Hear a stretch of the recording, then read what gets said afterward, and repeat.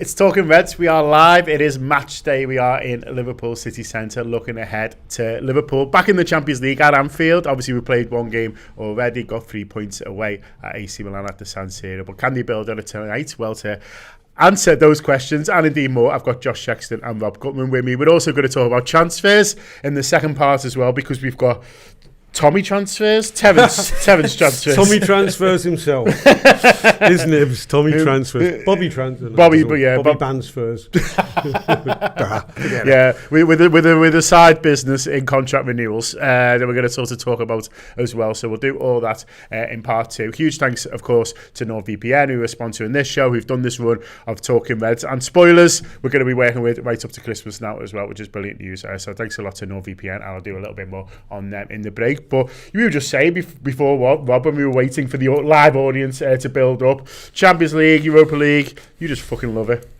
I do. Midweeks at Anfield. What else are you going to do with your life? No, do you know what? I said to you, I hadn't sort of clocked that it's the Champions League is back at Anfield. I'd forgotten that we weren't in it last season. I think it's because I quietly was beginning to enjoy last season's Europa run and was expecting us to reach the final until we actually didn't. So European football is European football, and, you know, I'm old enough to remember when the UEFA Cup counted for shit, so therefore most European nights were big nights at Anfield. We can't pretend this is a big night yet because it's so early in an elongated competition. But then again, you know, it's a new thing. I feel like this new league, this Super League, this Swiss system is a Super League. I want us to win it. I want us to win. I want us to finish top. Yeah, even though it doesn't really matter. It doesn't really matter. Fucking top. Lay a marker down. I want us to. Yeah, and we'll get a trophy in my head at least if we finish top. I don't know. I think we need to get points on the board quickly so this is not a stress in December. There's no dead rubbers in this. That's the whole point of things. There's not going to be a point where you can literally play the kids. But I think we need to get points on the board early on, and I think getting them in Milan was a brilliant. So I think I read somewhere that Arsenal got their second win, didn't they, last night? PSG 2-0. And one of the predictions was, well, that's 50% of the way towards guaranteeing you're in the top, however many it is to guarantee you get in the playoff. Do you know what I mean? Right. Top 16 or something like that. 24. Yeah. Top 24. That gets top 24. I think the thing was. Do you think they're on the way? Already? 12 points would easily get you into. I think fucking 9 or 10 points would get you into that. So you're well on your way if you win tonight.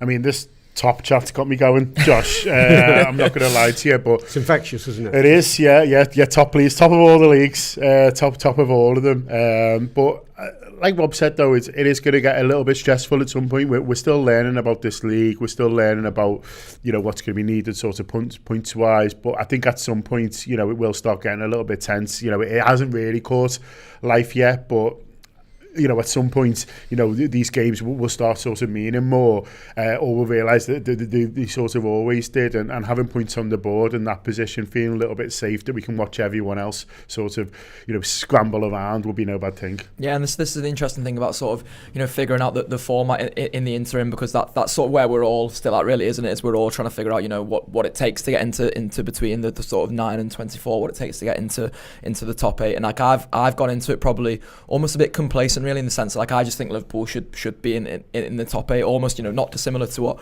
Rob's thinking. And like, I think Liverpool are one of the best teams in Europe, and I'd like Liverpool to be going out there and showing that is the case. And they've had one really good result so far, and I think they played brilliant in that Milan game as well. Besides sort of, you know, conceding the goal early on, their response to the goal, you could argue it's one of their best performances of the season, maybe besides Old Trafford. So I think, you know, that's set them onto a sort of real good tone in the Champions League. This one tonight feels like a sort of easier opponent, but I don't know if that's just as much because of name, to be honest. Like, Bologna coming to Anfield doesn't feel like one of those sort of, you know, grand Champions League nights, but there's every chance that it's another opponent that can cause us problems, because really it's been the more understated opponents that have come into Anfield and caused us problems. Like, I can think of Salzburg with Haaland and Minamino and lads like that turning up and giving us some real kittens a couple of years ago. So there's a couple of other teams who have posed us problems at Anfield, including in the Europa League last season. So I'd like to see Liverpool, you know, put in one of those statement performances tonight, make sure they sort of go out and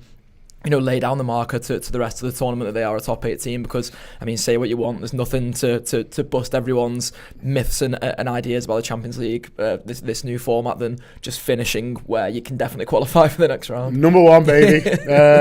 Right to the top. In terms of team selection, we expect them to go pretty strong, Rob. There's obviously question marks around the centre forward position.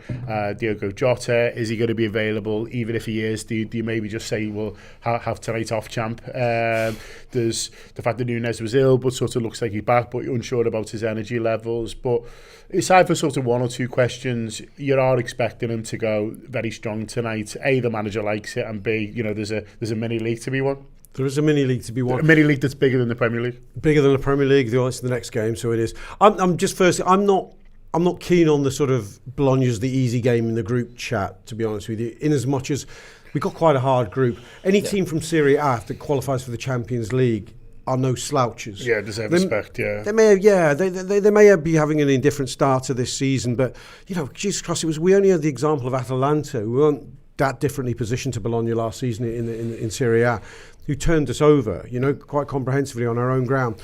For us to think that this is just a rock-up, there are plenty of games you get in Europe down the years which you just know you're going to win, you're going to rock up, and you're going to do them. And even in the Champions League extra, you get a Genk or someone like that at home. This is almost, I feel, there's a vibe that this is like that. To me, it's miles away from that. Very easy if we don't engage properly. We might have a shitty draw or a surprise defeat here, and I think that would put pressure on the group. I mean, I'm hearing all kinds of things like, and I will answer your question. No, it's all right. I'm enjoying it. All kinds of things like, after Arsenal beat PSG 2-0 last night, I read a report that said just didn't feel that important because it's elongated, the new format. And I thought, it doesn't feel that important because they've done the business. Yeah. If they were on 2 points. Yeah. I felt 5 minutes in Milan when we were not 1-0 down, that felt very important to me. And I think we want it to not feel too important. We want to get to with a routine win to 90 and move on to the next games. Only by winning do we make them not important. So not important rules, okay. But to answer the question, the team selection, it's got to be. I think we're slightly past the same 11 as last week phase now. He's got the international break looming, but that's not a break for most of our lads. He saw the effect on them at Forest. So I think he's got to be thinking Chelsea's the other side. I'm working, to cut it long, answer short, I think he's got to be working back from Chelsea at home just after the international break. That's our toughest game of the season on paper as things stand, thus far, I think. Yeah. So if I'm Arne, I want my first choice out there. Who's going to play 2 games on international duty? Work backwards from there. It's not an 8 changes job, this, but it's also not a same 11 again job, even if Jota's fit, to my mind. I think it's 3 or 4 changes. I think Curtis probably comes in. I think unless Nunes is showing some hangover from the mini illness he had, I think he will start. Gakpo probably starts ahead of Diaz. I think those sort of changes you can probably say. Will there be a full back change? Maybe Andy Robbo, who went off with a little knock, gets rested for Tsimikas. So how many changes have I gone there? I think 4. Yeah. I think that's about 4. Yeah, that's what I'm predicting. I think a lot of those changes are sort of not necessarily like for like, but you could make an argument for sort of anyway, really. Like Cody Gakpo, for example, has made a really strong argument so far this season that he should be starting, and the only reason why he's probably not starting more is that Luis Diaz has started the season so strongly. I think, up top, people will have their opinions on what a Liverpool 9 should be and sort of should be doing, but I think I agree with Rob that the kind of changes I think he will make won't necessarily sort of, make us weaker. It'll just be a case of freshness and maybe a little bit of thinking about, the opposition and what we want from tonight. Yeah, if they're not like for like or sort of form for form, if you want to call it that, because listen, we'll all sort of look at it and acknowledge that Costa Tsimikas from Andy Robertson is a big drop off, but it's almost rhythm for rhythm, isn't it? Because Costas has the rhythm, Cody has the rhythm, like you say, Darwin has the rhythm of playing up front. There's someone else, I think it was Chris Brack, who suggested in the comments there that Curtis Jones is another one who could come in, who you've seen performing well recently and sort of has that rhythm in his legs. So I think it's the idea of those, because Rob's right, and you've got to think about the idea that a Saturday 12:30 to contend with as well. So I think you almost go 5 changes for this, and then 5 changes in a slightly different direction for the Saturday 12:30, and you end up picking sort of 3 teams across these 2 games, but then including the game against Wolves from the weekend as well. So I'll be really interested to see what the manager does tonight. Like, there's been a few people who were sort of expecting us to go a little bit weaker. I don't think that would be the case. I think like you say, the only one who would sort of you'd see as the big drop off would be Tsimikas potentially coming in for Robertson, but then you'd expect to see Robertson back in at the weekend. And there's a couple that are sort of enforced on a little bit because as Rob mentioned as well, Robertson goes off. Jota's obviously missed training the other day, and that was a sort of big story. But all the rumours now are that he's going to be fit and available for this one. So I think you don't risk him for this one. You sort of keep him behind for the weekend. And then, just be interested to sort of see which other directions he goes in, whether there's any changes at centre-half or anything like that. I'd probably stick at what we've, the ones that we've sort of discussed there, because I think you can maybe look to make a couple more in a different direction on Saturday. Yeah, no, I think that is all fair. And I think, whoever Liverpool put out tonight, I think it will really be strong, and I think you'd back us to do the business. So if you are going tonight to Anfield, do enjoy it. If not, wherever in the world you're watching, enjoy it too. And don't forget, straight after the game, we'll be doing our post-match content, audio and video from round the ground at Anfield. If you subscribe to the Anfield Wrap, download the app, you can enjoy all that content. Also, if you're watching this live or very soon and you're around Liverpool, we're going to be in Gravity Max in Liverpool 1 from 4 to 7. If you fancy a beer, a slushy, a soft drink, or go on the crazy golf, whatever it sort of might be, we're going to be there just having a bit of a meet-up for Liverpool supporters, subscribers, viewers, whatever you want to call it. I know quite a few said they're coming down, so that should be good. It's a family-friendly space, obviously completely free, so we'll be upstairs there if you do fancy it as well. And in terms of more previews as well, if you want to hear a little bit more about audio and video wise, what we've been sort of talking about in the build up to this, you can get that on the app as well. So some more detailed stuff, but we're all agreeing it's a win, and we're all agreeing that the Champions League nights are just, European nights are just sort of fun at Anfield in terms of the atmosphere, and you just want to be in Europe as well. And I'm sure you'll notice from your sort of professional life that the more people come into the city, and the city's just a more fun place to be. Yeah, just walking down to the studio for recording, there's a lot of Bologna around in time, taking pictures of themselves next to signs for Liverpool 1 around Liverpool 1, like that's a thing. We love all that. They've all fallen for all the Instagrammable points around the city that we don't even notice are there. Imagine you see people stand in front of them for no reason.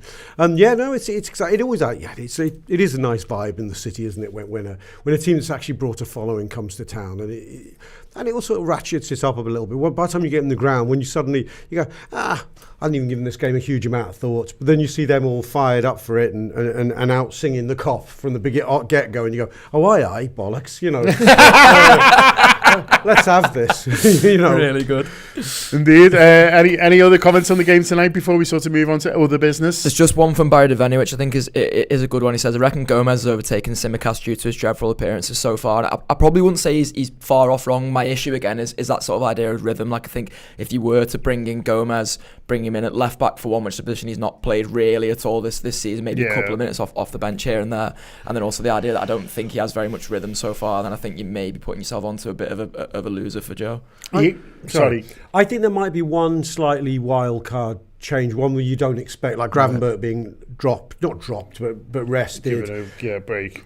Or it might not be. We might be looking at Andy Robbie. You might think that Trent doesn't have to play every game. Conor Bradley, let's give him a 90. Yeah. With it, I think the bench is going to be important. I think there'll be lads who go, look, I'm not going to give you the 90. You're going to get 30. Salah, from nowhere, somewhere along the line, there's going to have to be a resting of the big regulars. Yeah, no, I think that is all fair. Well, we shall see. But like I say, download the app, get stuck in, previews and post-match content for the game tonight. I'll just take this opportunity before we move on to the very important business of transfers and contract renewals to give a big shout out to NordVPN. Like I say, they partnered us for this run for Talking Reds and will be continuing to do so up until Christmas, which is great. I use the service. I use it for a lot of things. I find it great for travel, that extra internet security and peace of mind. But the main thing I use it for regularly, especially when I'm in this country, but also when I'm traveling, is that ability to switch your virtual location at the click of a button and enjoy streaming services, sporting events that might not be on in that country but are on in another one as well, and with the click of a button, and obviously access to different networks and things like that, you are able to do that. So I know a lot of you have signed up to NordVPN based on this, and we appreciate it because obviously it helps us out as well, but a lot of you have said how much use you're getting out of it as well. You can use it on up to 10 devices, which is brilliant, so you can get all the family set up on various different things that you're using throughout your daily life. And then also there's 4 months extra if you sign up now as well. So if you go to nordvpn.com/TAW, that's nordvpn.com/TAW, you'll get all those benefits sort of and more, and there's a 30-day money back guarantee as well. So if you sign up and it's not for you, they're that confident to give you money back within 30 days. So there we are. Transfers then. You're going to do a transfer show next week. So you're starting the brains going. There's some interesting links. But first of all, do you think they'll be looking to do something? I do, because by their own admission, they found the summer sort of quite hard in terms of Richard Hughes being new in position. They talked about, the need to be opportunistic. And I think there was a general feeling that they couldn't plan it maybe as well as what they wanted to. They've had time now. They've had the seats under the desks. The football is taking place. And so I think they'll want to do stuff. Do you agree? Yeah, I think it's easy to get lured into a false sense of security when the team's winning and nobody's really injured. Yeah. Suddenly the squad looks big. But Harvey Elliott's out, and people list our midfield options, and it's basically the first choice three we were enjoying this season up to largely, but then it's Curtis Jones. And then after him, it's sort of lads who might have left, like Tyler Morton and Endo in the summer. So I think we have to remember what they were actually trying to do in the summer. As you say, they had Zubamendi was all but through the door. So they really wanted a midfielder. Yeah. We know with Chiesa that they want, and we know through the strong interest in Anthony Gordon earlier in the summer that there's definitely an interest in another forward. We know they were pretty interested in Lenny Yoro. A defender is a thing. Joe Gomez nearly left. Yeah. So apart from in the forward position, where we can say for now that perhaps Chiesa satisfied that need, things may change if Salah's contract starts to go the wrong way and they think, well, there's an opportunity to replace him early. But let's park that for now. Let's park the forward positions. I certainly think in midfield and defence, what was required in the summer is still required. And I think, I said to you before we came on, the Joe Gomez situation is one to watch. He has had so few minutes this season. Yeah. If it continues at this pace through to late December, Joe is not just going to be politely knocking on the manager's door. He's going to be saying to his agent, get me the fuck out of here, quite frankly. He's going to be saying, I need minutes. I'm at a key phase of my career. I could be playing for England. Get me another half-decent club. And if that happens, Liverpool are thin in centre half, very thin, and have to act in January, I'd say. Yeah, there's a couple of fair points there on midfield and defence, but to finish on the point that Rob finished on about players who are maybe thinking, well, I'll have a look and wait and see what it's like under the manager. I don't look like I'm going to be part of his plans, but we'll see. Maybe I can change his mind. Maybe there'll be an injury and some sort of playing. For those players, and that, Joe Gomez is right at the top of the list there, but maybe arguably a little bit for Kostas Tsimikas, maybe a little bit for Endo as well, who maybe thought, well, I'll wait and see. Do you know what I mean? Like, those players haven't played really any more than what it was looking like it was going to be like sort of in the summer, really. And so if they did have a little bit of it, well, let's wait and see what happens. I think what has happened and how it has materialised might sharpen their minds a little bit. Yeah, and it's listen, it's going to be different needs for each of those players, really. Like for Gomez, I take the sort of reading the tea leaves over the summer, if you will, that it was because he wanted to be a regular centre half somewhere, and he's not regular by any stretch of the imagination in Liverpool now, but he's basically being considered as a centre half again. He's not being played as such a utility man all over the place like he was last season, so he may take that as though that's some sort of progression, and actually he wants to stay at Liverpool because he's been here for most of his career now, and he likes it, and he likes living here and all those sorts of things. For Tsimikas and Endo, it's slightly different because they've always played the roles that they've wanted to play, but the sheer amount of minutes have just never been there, and it may be that in January an offer comes in for them which Liverpool think is too good to turn down, and then you sort of have to consider it, don't you? And that can be the case for anybody, really. We could even look at the goalkeeping situation, for example, and Slot may look at it and say, obviously we hope we're in all competitions still in January, but if Liverpool are out of a couple of competitions and suddenly decides the minutes aren't there for Kelleher, then maybe you cash in early on him with Mahmoud coming in the summer. So I'll be really interested to see the way Liverpool approach the January in terms of selling, and then we all hate to sort of hear the caveat that Liverpool are a sell to buy club, and I don't even necessarily agree that is the case anyway, but I think when you have sold players it can just inform that buying a little bit more, and I think especially in a transfer window like January, which is notoriously hard to buy players in, I think when you do have that opportunistic mindset and you're going in there with effectively a war chest, to coin another transfer cliche term, then I think that's when Liverpool could start to make some serious moves in that window. I think midfield, you make a really good point as well, Robert, just sort of explore that a little bit more, because we know how much they wanted Zubimendi, and sometimes when you get a player in, you don't get a player in, and you're having to make do, someone can surprise you, and that's happened, for fans with Gravenberch, but I'm not sure for the manager that much, because I think, listen, he might have performed slightly better than what he was expected, but the fact that he throws him sort of straight in there, even though he has the kind of the shorter summer because of international duty, suggests that he very much saw Gravenberch as a first team sort of midfielder, and so I don't think the Gravenberch thing changes the Zubimendi thing really at all, or the need for a sort of Zubimendi. And I'm looking at the ones who haven't started, and there's none of those who I think have really gone. I mean, partly for lack of opportunity, but that suggests something to itself. I don't think there's any way that Arne Slot is looking at our midfield situation as a whole and going, do you know what? I've actually got one or two more than what I thought. I think Curtis Jones has obviously played bits, but I think he was always sort of seeing him as potentially an option. But you look at Endo. I'm thinking about that game at the weekend, Wolves away. It's scrappy as anything. We're winning 2-1. We get to the point where we kind of decide we're holding what we have. If he's not throwing Endo in that situation, I just don't think he's using him unless it's just taking someone off in a comfortable situation and putting minutes on it. He doesn't look to me like he's got much interest in using Endo in a live important game. Tyler Morton was going to go out, and they've sort of kept him on, but hasn't had any minutes sort of whatsoever really. And then obviously with the Elliott injury as well, I don't think there's anyone aside from the first three who've sort of played. I don't think there's anyone for me who will be making the manager think, do you know what, I thought I needed a midfielder, but actually this guy's better than I thought. Does that make sense? No, absolutely. I've never known us with such thin midfield options on the ground. I mean, Klopp. Oh, embarrassing. Let me just turn my phone off. That's him now. It's Richard Hughes. It's Richard Hughes. Sorry, Richard, can't talk now. Always hassling me, that guy. What do you think of this fella? Love him. Well, Klopp famously indignantly said at a press conference, I've got 9 midfielders. How many do you want me to have, when people were looking for Liverpool to improve in certain areas? I don't think even stretching the imagination now we've got anywhere near now. You can throw Endo. We've got 5 plus Endo and Tyler Morton, and I think you have to then start pretending that Gakpo's a midfielder, before you start saying any more than that. And I don't think Klopp was doing stretches like that at that point. We had our fringe midfielders with the likes of Milner and Oxlade-Chamberlain and Naby Keita at that point. There was still a substantial core of midfield options.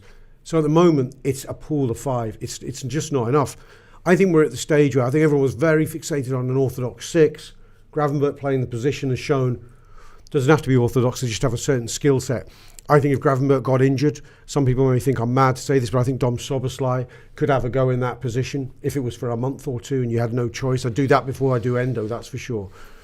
So I think any midfielder, any multi-purpose midfielder, I said to one of my lads the other day, I've got one for you, Guimaraes.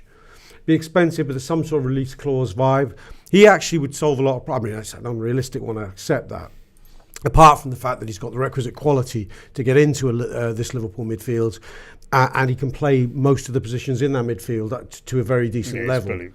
So I think I'd almost be happier with an all-purpose guy than a specialist 6 at this stage, is what I'm saying. Yeah, no, it's an interesting one, isn't it? And I think that is a position where they look to strengthen. But we talked about the defenders before, and an interesting story coming out, I think it's the Daily Mail today, talking about Branthwaite and Liverpool's very live interest in him.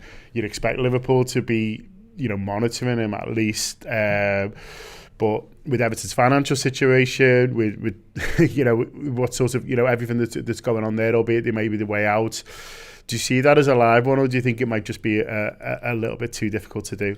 I think it's definitely another tricky one to do. I think the Bruno Guimaraes one is a sort of a good link almost from Rob there as well. But again, I think it's another tricky one to do, and I think it's tricky in the sense that I basically think Newcastle will position themselves around Guimaraes as seeing Liverpool as a rival, and therefore will put premiums on that. I think Everton especially. Has he got a clause? Sorry, Josh. I'm not sure. Maybe he does. Yeah. It might be a big one. But with Branthwaite, I think it's another one where, like, if there's no clause in place there, again, Everton will just have a premium in mind for it being Liverpool. Like, Everton know the fume that would come with selling such a high profile player and such a talented player among their sort of ranks to Liverpool. That would come with absolute murder, to be honest. So there'd be premiums on top of that. I think there's probably centre halves elsewhere, and I couldn't necessarily put names on it. I guess Inacio is the one that's constantly come up in the past, and maybe Liverpool could look to do something there now that some time's passed since he's signed his new contract and there is a release clause in place, so there's no sort of chance of a team pulling the rug from under you there. But with Branthwaite, it just feels like there is a little bit too much to do. Like, I'd love to think that it is possible. Like, if there was a way in which a world in which Liverpool could go out and sign Anthony Gordon and Jared Branthwaite, I'd be absolutely all for that, because both of them would just cause so much needle towards Everton fans. But besides, yeah, ship has sailed, hasn't it? I guess to an extent, unless you believe that Chiesa is now going to be perma-injured, Rob, in which case, yeah. Finished. Yeah, we all had a good one. We all enjoyed watching him, but Gordon's, he signed a 6-year deal, hasn't he, Josh? It's not actually been announced yet. It's been trialled by Fab Romano. Well, Eddie Howe say it was close. But they've not announced it. I'm not seeing a scarf above her head. No, Romano, a bit like with Iniesta's retirement news, just got slightly ahead of himself, I think. He does, bless him. But yeah, big retirement. He follows all the same aggregators I do. That's why. I did enjoy that one. I just said Iniesta was going to announce his retirement on the 8th of October, and you're like, well, you've just done it. but for absolutely fair play. You've just done it for him. But okay, Branthwaite, do you think it's a go? If not any others, I said since the summer, because every time nobody wanted to talk about it, as if like, don't even be stupid. There's no way they'll sell to us. We won't even waste our time going for him. I felt from the get-go that he ticks so many boxes for Liverpool, apart from the fact that he plays for Everton and you've got to get him out of Everton. But if we have to pay a premium, it's possibly worth it. If he didn't play for Everton, he'd be our number one target. Yeah. Right?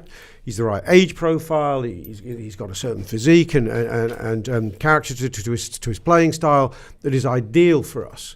And he wouldn't have to move house. So if we have to overpay, we have to overpay.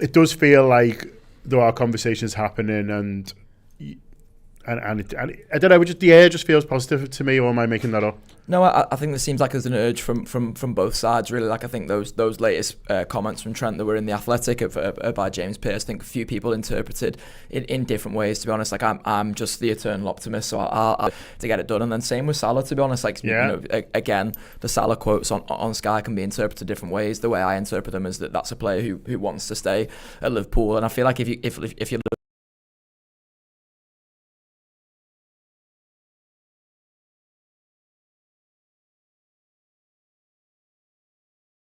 and get to a position where it feels like the sort of trickiest one to do in inverted commas is Virgil van Dijk, and that's a good place to be in, to be honest, because again, I feel like there'd be willingness from the players' side to get that done. There should be a willingness from the club side to get that done. So I think it always felt like Trent and Salah were the two trickier ones, I think my position on that is almost softened now. And Neil asked us this on stage in Liverpool last week, didn't he? And I said that feel pretty optimistic about all three. So here's hoping we get some positive news on that soon. Yeah, and there's stories last night as well that Virgil's indicated he wants 3 years, and when I saw that I was pleased. I was like, well, at least this is sort of starting the conversation, and if they only want to do one, then hopefully a deal could be done around 2. But just starting to hear what these players want in terms of length of contracts, in terms of from Trent's point of view, parity with top earners and things like that.